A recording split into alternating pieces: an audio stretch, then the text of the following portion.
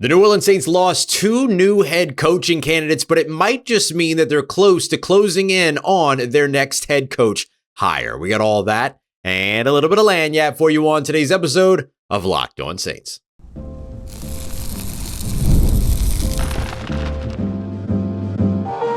You are Locked On Saints, your daily New Orleans Saints podcast, part of the Locked On Podcast Network, your team every day.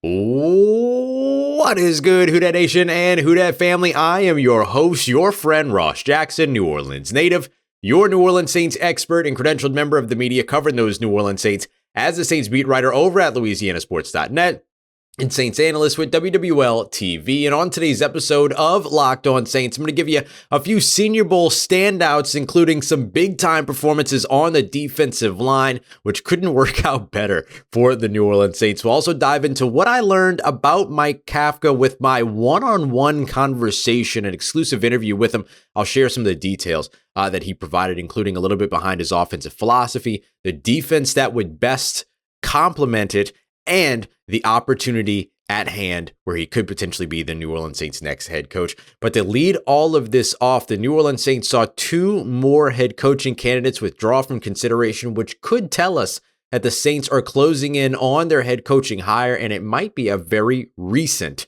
candidate, very recent interview that is setting it all in motion. We got all that coming up for you on today's episode, and we appreciate you very much for making us your first listen and for being an everydayer here on the show, which is a proud part of the Locked On Podcast Network, your team every day. Today's episode brought to you by friends over at Prize Picks. Download the Prize Picks app and use the promo code LOCKEDONNFL, all lowercase. You're going to get $50 instantly when you play your first $5 lineup. Well, in case you missed it, the New Orleans Saints had a bit of a busy Tuesday night, and the busyness of that Tuesday night comes down to the fact that two more candidates withdrew from consideration for the New Orleans Saints head coaching job. The first of which was Washington Commanders offensive coordinator Kliff Kingsbury. Now, this one was not a surprise at all. I'll explain why here in just a moment. The second, though, a little bit more surprising, was ex-Dallas Cowboys head coach Mike McCarthy. So both Kliff Kingsbury and Mike McCarthy pulling out of the conversation here when it comes to the New Orleans Saints and their open head coaching position. But while a lot of people have turned this around, and even I did for a little while to start, kind of turn this around to more of the, nobody wants the New Orleans Saints head coaching job and all those other things, I did get some info that maybe tells me a little bit more about the process here, especially when it comes to McCarthy. And what I want to highlight is I'm not so sure that this really says that those guys didn't want the job. I think it does say that about Kliff Kingsbury, right? Kliff Kingsbury had the opportunity to go back to Washington and Jaden Daniels and all those. That's why that was never a surprise to see him go back to Washington. And the fact that he continuously put off head coaching interviews. No, I want to wait until my team's not competing anymore and all these other things like that. We said in the episode a couple days ago, always felt like a guy that's just waiting to go back to Washington. So the Kliff Kingsbury one's not at all a surprise. But when it comes to Mike McCarthy, that one was a little bit of a surprise. And here's what I thought, and I said this to the insiders, my Locked On Saints insiders as well, that I'm not so sure that this wasn't just kind of a bit of a telegraph happening from Mike McCarthy of like, hey, I'm not getting this job, so I'm not going to go out there and interview for this job. I'm going to just let the Saints kind of do their thing, because it feels like the Saints are getting very close to making a head coaching hire. Now, that could happen this week. It could be something that goes into the week after next, to where it goes into post Super Bowl. So we'll see how far this thing continues to push along. But I'm not so sure that the New Orleans Saints weren't as disinterested in Mike McCarthy as Mike McCarthy would make you believe, or as people around Mike McCarthy might make you believe that he was in the New Orleans Saints. I think a lot of evidence points to that. The first thing that I'll highlight here is that Mike McCarthy became available as his contract expired on January 14th with the Dallas Cowboys. The New Orleans Saints did not rush to get an interview done. Remember, the Chicago Bears showed their entire hand, right? They had requested to speak to him when he was still a part of the Dallas Cowboys. The Cowboys declined that and then drug their feet for 8 days and never really got negotiation conversations set for another contract. McCarthy ends up stepping away from that job, and then the Bears immediately have him in Chicago, getting a kind of giving a vote of confidence in terms of like, this is a guy that they really want. Brought him in immediately, had him interviewed, all those stuff. Now they eventually landed Ben Johnson because they felt like Mike McCarthy was kind of the backup plan there in Chicago. But New Orleans, even at that point, never prioritized Mike McCarthy over the guys that were already a part of their process. Anthony Weaver from Miami, Darren Rizzi, the internal candidate, the interim head coach, Mike Kafka, who we'll talk about here in just a little bit, from the New York Giants, so on and so forth, right? Kellen Moore from the Philadelphia Eagles. And so the Saints kind of went through and got all those interviews done, flew to Philadelphia, and then met with Kellen Moore into the wee hours of the morning, Monday night / Tuesday morning, into the midnight hours or beyond the midnight hour. My understanding is that interview was something like 4 or 5 hours long is what was estimated to me. And so with all of that context, it never really felt like the Saints were super in on Mike McCarthy. They were just like aware. And then if you remember right, Tony Pauline, or maybe you didn't hear about this, but if you didn't, I'll tell you. Tony Pauline from over at Sportskeeda reported that in some conversations with people, it sounded like the Saints organization was, quote, not enamored with Mike McCarthy. So it was really interesting. So what I think this actually tells us, more than the Saints' job is is unappealing, which there's some truth to that, I think. It also tells you that I think the Saints might have actually already made up their decision. Think about this from Mike McCarthy's perspective, right? And this was something that like Mike McCarthy would probably never say, but think about it from Mike McCarthy's perspective. He has a contract in Dallas that's about to expire. No one's talking to him about renewing that contract or extending that contract. You finally get a conversation with the owner. You and the owner decide that it's best to part ways. You part ways. You get an interview in Chicago. Chicago turns around and hires the other guy, but the other guy that they hired was the number one coaching candidate on the list. Okay, you can live with that. Then you take an interview, or you start having conversations with the New Orleans Saints because there's some connectivity there, some familiarity there, having been the offensive coordinator from 2000 to 2004. All of a sudden, that same team is now flying to go and interview your former assistant, and might turn around giving your former assistant the job that everyone thought that Mike McCarthy was a shoo-in for. Everyone thought that you were a shoo-in for. And instead, the Saints are going to hire your former assistant, and you walked away from the job that you had? Not a great look. Not a great look to be the guy that walked away from a situation and then didn't get a job. So instead, what do? Hey, I want to focus on the 2026 coaching cycle, which is code for I don't want this to make me look bad come 2026. So I'm just going to step away, maybe do a little bit of TV for a year, and then come back at it a little bit later. That could be the way that this all played out. The alternative is Mike McCarthy preferred unemployment to the Saints job. I'm not saying that that's not true. It could be true. But I think from some of the things that I've heard, there was a little bit more disinterest on both sides, just as there was mutual interest on both sides, right? That this could work, but we'll see what happens. And I think the we'll see what happens turned into an interview that never got scheduled, and a Mike McCarthy saying, you know what? I can't have this happen to me a second time in this cycle. Otherwise, that might look bad on me in the next cycle. So I'm going to focus on the next cycle. And therefore, Mike McCarthy steps away, and the New Orleans Saints might be very close to hiring his former assistant, Kellen Moore, offensive coordinator for the Philadelphia Eagles now, who was formerly offensive coordinator under Mike McCarthy in Dallas. And so if that ends up being the case, it makes a lot of sense. Mike McCarthy said, wait. I don't want to be a part of this anymore. So we'll see which way this all goes. But I do think that there's two sides to this story. It's going to be really interesting to see which side plays out. Another, I'll say, strongly positioned candidate for the New Orleans Saints head coaching position is New York Giants offensive coordinator and assistant head coach Mike Kafka. I spoke one-on-one with him in an exclusive interview. I want to give you some of the insight on what I learned about him, so that maybe you'll learn a little something new as well. We got that coming up for you next as we continue on with today's episode of Locked On Saints, part of Locked On Podcast Network, your team every day.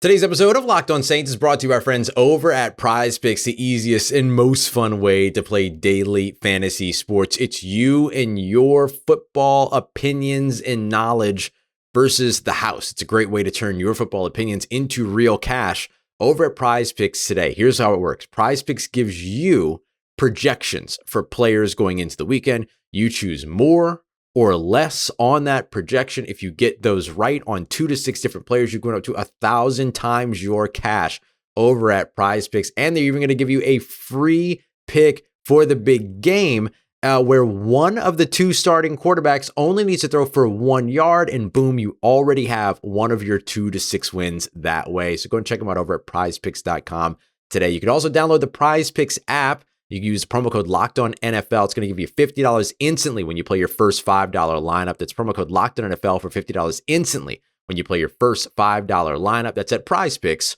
Run your game. All right, family. When it comes to New York Giants offensive coordinator, assistant head coach Mike Kafka, there's 2 things that people typically know about him. That he's a guy that has been kind of under the Andy Reid wing for a long time, being playing with the Philadelphia Eagles under Andy Reid, being a coach over in Kansas City with Andy Reid. That's definitely one of the things. The other thing is that he's been a part of a struggling team with the New York Giants, and therefore a lot of the outlook kind of lands in terms of, him as an offensive play caller and all those other things. But here's the thing that I learned about Mike Kafka in my one-on-one conversation with him. He's a dude that has a plan and is ready when he becomes a head coach. Is he ready to be a head coach? That I don't know. That's going to come down to the team that potentially hires him. Someone, though, will eventually find that he is ready to be a head coach. And when they do, they're going to find a guy that's very, very prepared to be that head coach. He has a very clear idea of what it is that his offense looks like, the defense that will complement it, and is really excited about the opportunities that lie ahead for him when it comes to landing a head coaching opportunity. And yes, that includes in New Orleans as well. During a media scrum, so not my one-on-one with him, but during a media scrum following the national team practice here in Mobile, Alabama at the Senior Bowl. He's the head coach of the national team for the Senior Bowl. He's done something like this before as well, having coached at the East-West Shrine Bowl. So this is a cool experience for him to get to do the other All-Star game as well, the premier All-Star game. One of the things that he said when he was asked about, how do you feel about the job in New Orleans, which is a common question right now when it comes to any of these head coaching candidates, is how do you really feel about the gig? He said, certainly I've spent a lot of time studying, number one, the roster. Then he mentioned the staff, history of the organization, the ownership group. There's a lot of things to like about that organization. And if the opportunity presents itself, you'll be lucky to get that job. So some nice things to say about the New Orleans Saints and their situation. And I don't think that this is entirely untrue, right? I still think that a lot of coaches and candidates end up looking at the longevity of the organization, the stability at the top of the organization as a plus. I know the salary cap situation is not great now. It gets better in 2026. It probably won't be. Saints are projected to be $60 million under the salary cap, but there's a lot of deferments that will chip away at that. Some accelerations at the time that will chip away at that are on current contracts that don't reflect on what that salary cap projection is, plus re-signing free agents and all that other kind of stuff. That will end up ticking all of that down. However, they will be in a better salary cap situation come 2026. Come 2027, they're projected to be $220+ million under the salary cap. But remember that also includes a team that would only have 15 players on its roster. So that's going to change with extensions and re-signings and all those other things as well. But nonetheless, still moving in the right direction and finally getting better. I mean, if we're talking about the New Orleans Saints salary cap situation here, relatively speaking, being $25 million over the salary cap is better than where they are right now, which is over $50 million over the salary cap. So relatively speaking, it does indeed get better, and it will get a lot better in terms of what they have to spend moving forward. So it's not like you got to wait a long time to be able to take advantage of all those opportunities. If anything, you get a really patient-free first year to where it's hey, there's not too much that this organization can do at the moment, but establish the culture, bring the accountability, all those other things, and then continue on. I asked Kafka about what his culture looks like and what is important to him in terms of culture and all those other things. And he said that one of the things that he really felt about culture was that it's not really a word or a phrase, it's a mentality. He told me it encompasses a lot of different things: offense, defense, special teams, and just typically how he goes about his business, basically. But this was probably my favorite part when he was talking about culture. He said, I think that when you think of culture, it's really the personality of your head coach. If you want a tough, smart, team-first team, that's what you have to look for in your coaches and your head coach. And then I asked him straight up, is that how you describe yourself? Do you consider yourself a tough, smart, team-first coach that would be able to create a tough, smart, team-first team? And the first thing that he said to me immediately was, yes, that's exactly how I would describe myself. I have always been a believer in the idea that in order for you to be what you are best at, you have to be able to describe what you are best at. You have to be able to say it out loud. You have to be able to describe yourself. And this comes back from teaching and all these other things. No one knows what it is that you want to achieve unless you say what it is that you want to achieve, but also no one knows what it is that makes you able to achieve what you want without you telling them why you can achieve what you want. So all of those things are all important. So I loved hearing him be able to say, no, this is who I am. And because of that, this is the culture that I would be able to present to a team. Now, Kafka's done a lot of head coach interviews and has not landed the opportunity yet. You can look at that and say that that means one thing, but I think the thing that I really walk away from after having my conversation with him is that this is a dude that knows exactly who he is, knows maybe, and I think that a part of knowing who you are means also knowing where you come up short. And so how do you build a system around that? For example, Kafka is an offensive guy. Now he has the assistant head coach experience, which has allowed him to be in a bunch of different meetings and kind of experience a little bit more of what it's like to be a head coach, which I do think is a little bit of an advantage. It's kind of like what we talked about with Aaron Glenn, where Aaron Glenn had a couple years as a personnel scout. Not a lot of coaching candidates have player experience, coaching experience, and scouting experience. Not a lot of head coaching candidates out there have player experience, coordinator experience, and the assistant head coach tag. It was part of what also worked really well for Darren Rizzi. Not just that he was a special teams guy and touched everybody on the roster, but that he was also the assistant head coach and had additional responsibilities, working with the strength and conditioning team, working with the team doctors, all these other things that kind of help you touch all those other areas of the organization while you're actively working with your roster. But one of the things that Kafka doesn't do is that he doesn't produce a defense. That's not his responsibility. In order for him to go out and find the defense that will best complement what it is that he does, he's going to have to be able to hire the right person. We talked about this with kind of one of the big advantages to potentially hiring Mike McCarthy is the expanse of his Rolodex, if I can borrow from Ryan Hinton for a second. The expanse of his Rolodex, right? He's got a lot of guys that he's worked with that he knows, all this other stuff. Kafka's got a lot of really good exposure with a lot of assistants as well. You look at guys like Wink Martindale in his past as a defensive coordinator, where he was an offensive coordinator in New York, and also looking at a guy like Eric Bieniemy, somebody he's worked with over in Kansas City. Eric Bieniemy is a free agent. He's available. He's somebody that you could bring in to be the offensive coordinator for an offense that you're calling, but that he's helping you orchestrate, which is where we've seen Eric Bieniemy kind of at his best. And then there have already been reports linking Kafka and Martindale, Wink Martindale, somebody that we talked about, actually Joe Brady potentially being able to go out and try to get the veteran defensive coordinator to go with the young offensive mind. This is kind of the same thing. And so when I asked him what kind of defense really complements what it is that you want to do on offense, because he described his offensive approach as being surgical, right? Precise, attention to detail, methodical, all those other things. When he talked about his defense, though, he said, I think it's a mentality, a rage mentality is the way that he said it. He talked about how he believes that the best defenses that he has played against throughout his career have been defenses that are angry. The ones that make you go, man, these guys just aren't going to stop. And I think that that is something that pretty well describes Martindale's defense as a part of it, which will just kind of do what it is that it does. They'll send 4, they'll send 7, they'll do whatever it takes, but they're going to disrupt and they're going to attack and they're going to play angry. So I thought it was really interesting for him to be able to articulate not just what his offense does, but the defense on the opposite side that would best complement what his offense does. So look, Kafka's not the biggest name out there. It's not the most inspiring hire for a lot of people that don't really know who he is and all those other things.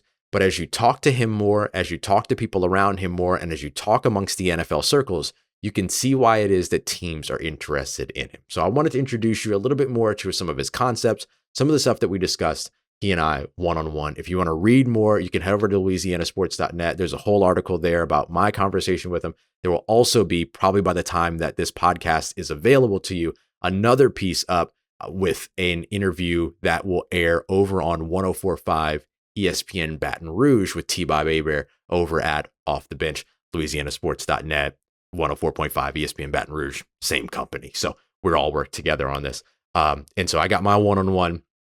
The radio station got him for a little while. So there's pieces covering both those conversations if you want to check them out. But an interesting conversation with overall an interesting potential head coach candidate. If I had to lay out two favorites right now for the New Orleans Saints, it's Kellen Moore, the Philadelphia Eagles offensive coordinator.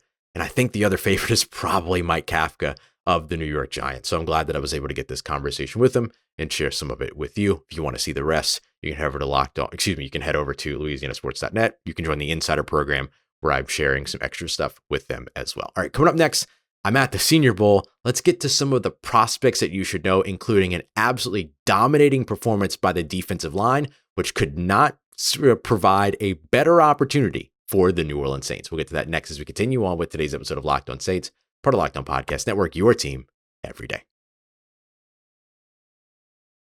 This is a message from our sponsor, Intuit TurboTax. Taxes was waiting and wondering and worrying if you were going to get any money back, then waiting and wondering and worrying some more. Now Taxes is matching with a TurboTax expert who can get your taxes done as soon as today. An expert who gives your taxes their undivided attention and will work on your return while you get real-time updates on their progress and focus on your day.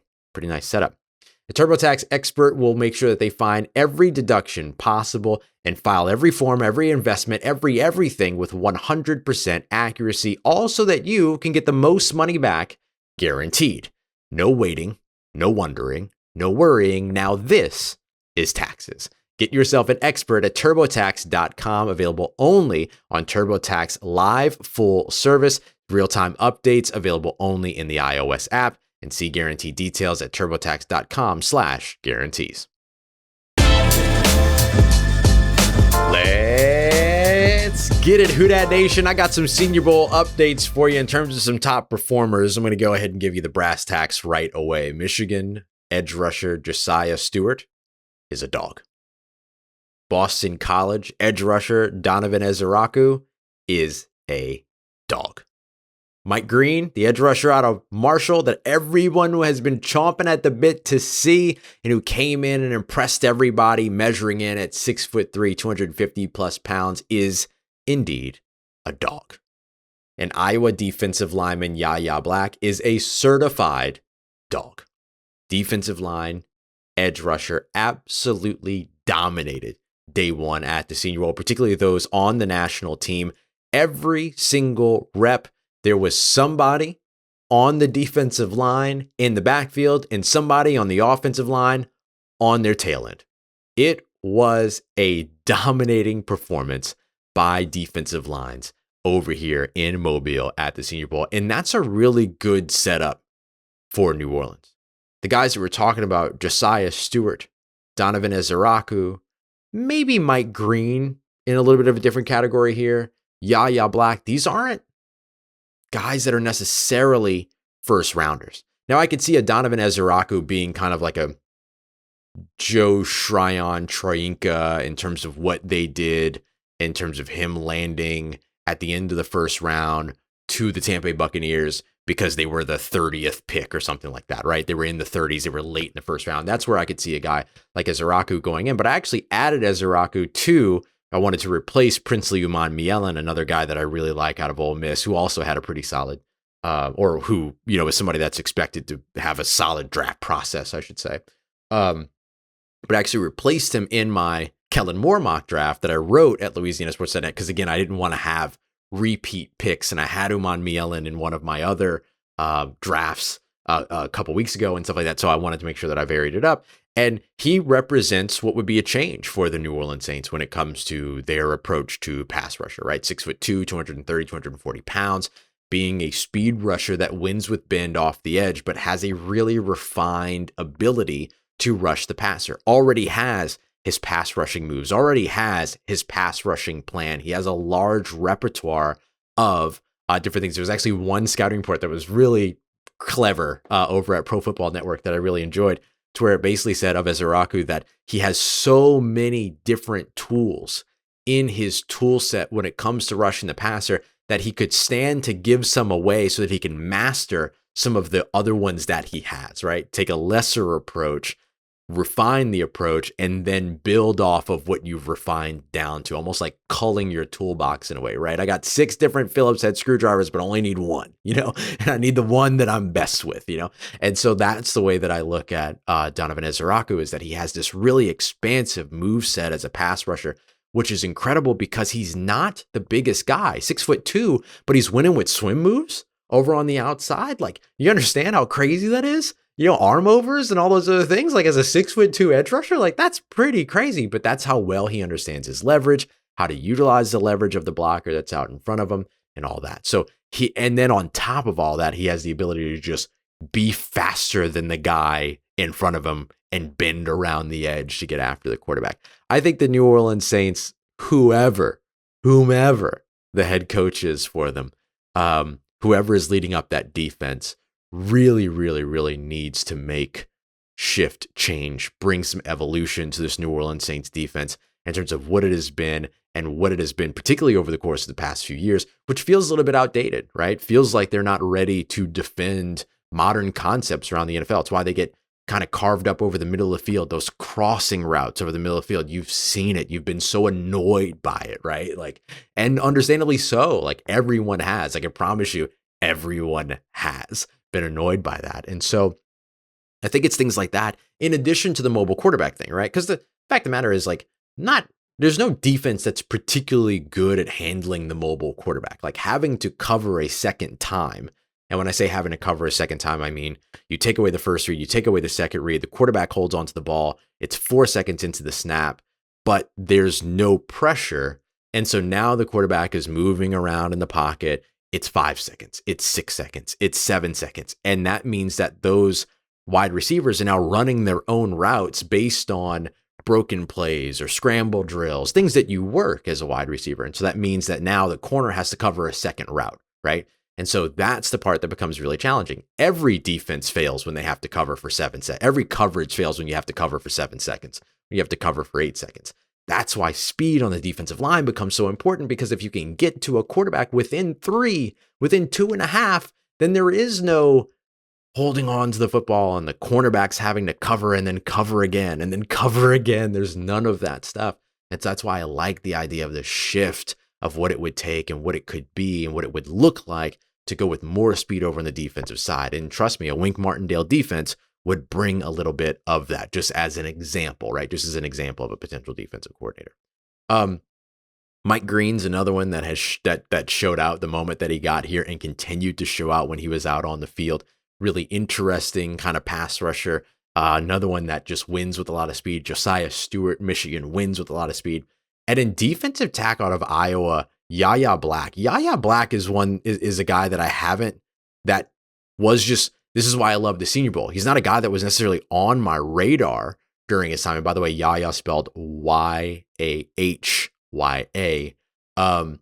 But he wasn't a guy that stood out or that popped off in terms of early draft research and stuff like that. He's somebody that you come to the Senior Bowl and things like that, and then all of a sudden they pop off and then you see them. 6'5", 317 pounds, great size for an interior defensive lineman. Only 1 sack in 2024, 3.5 sacks a year before that during his time, but 18 solo tackles last year, 22 solo tackles the year before that, 51 total tackles back in 2023, 4 passes defense, 6 passes defense over the course of the past 2 years. And that's what happens when you're 6'5" and you're rushing on the interior. You can't get to the quarterback. You just put your hands up and then boom, you're knocking down some passes. Nose tackle type that can come in and be able to create a little bit of disruption, change the numbers of the matchup on the interior. That's a big thing you want to be able to do as a defensive tackle, or that you want your defensive tackles doing, to where it's one person that's taking up 2 bodies, one person that's taking up 3 bodies, and forcing those one-on-ones over on the outside. That's called changing the numbers. And a guy like Yahya Black changes the numbers really, really quickly, especially because he's such a violent pass rusher as well, that ends up being huge. And he's somebody that would be able to contribute extremely well in defending the run as well, which is probably one of his biggest strengths. So Yahya Black, another guy out of Iowa that I would absolutely be keeping an eye out on. The big body defensive tackle just stood out over and over and over again. A couple of other notes here. One guy that kind of disappointed, I'm really excited to see later on today to kind of see if he rebounds, is Landon Jackson. I mean, 6'5" plus 270, 80 pounds, just like prototypical edge setter as an edge defender. Didn't really have a strong day. Did not really have a strong day. Ended up on the ground a lot, all those other things. So looking forward to seeing how he rebounds. Saw some good stuff from the tight ends. Ollie Gordon is another guy that I'm watching. He's a running back out of OSU who looks like a tight end, and really just get the ball in his hands and let him barrel through and all these other things. So still some other standouts as well. Want to get a better look at the quarterbacks today and all that. But man, that defensive line just would not stop jumping off of the field during their reps, during their time, during their work, one-on-ones, team drills, whatever it might be. The defensive lines just stood out like crazy, especially the national team defensive line. So I wanted to highlight them first because there's a lot of need for New Orleans down in the trenches. And Senior Bowl is a great place for them to be introduced to some more of that talent. All right, coming up in tomorrow's episode, we'll continue to keep you updated with everything going on with the New Orleans Saints coaching search. We'll dive into more on day 2 standouts from the Senior Bowl, and I'll get you any more of the scuttlebutt that I hear all about here in Mobile as well. We appreciate you very much as always, making us your first listen of the day every day. Don't forget to go and check out Locked On NFL for your second listen today. And we thank you for making us a part of your day, a part of your routine, for saying yes to me on the show. As always, if you see me, please say hi. And if you need anything else around your New Orleans Saints in between these episodes, make sure you follow me on your favorite social media at Ross Jackson, NOLA. Hit me up. Let me know how the family's doing. Let me know how you living. Let me know how you momming them. And trust you, that nation. I'll holla at you.